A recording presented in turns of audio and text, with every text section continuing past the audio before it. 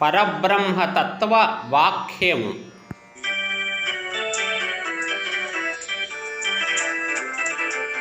బ్రహ్మానందం పరమసుఖదం కేవలం జ్ఞానమూర్తిం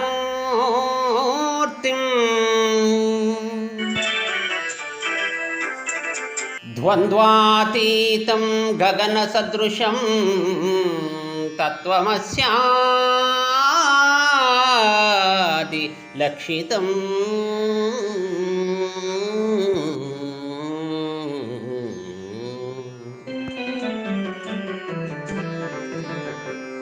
ఆ పరబ్రహ్మతత్వము బ్రహ్మానందంతో కూడినది, పరమ సుఖమైనది, కేవలం జ్ఞానస్వరూపం అయినది, ప్రాపంచిక ద్వంద్వములకు విలక్షణమైనది, ఆకాశంలా విశాలమైనది, తత్వమసి అనబడే ఉపనిషత్ యొక్క మహావాక్యంతో తెలుసుకోదగినది.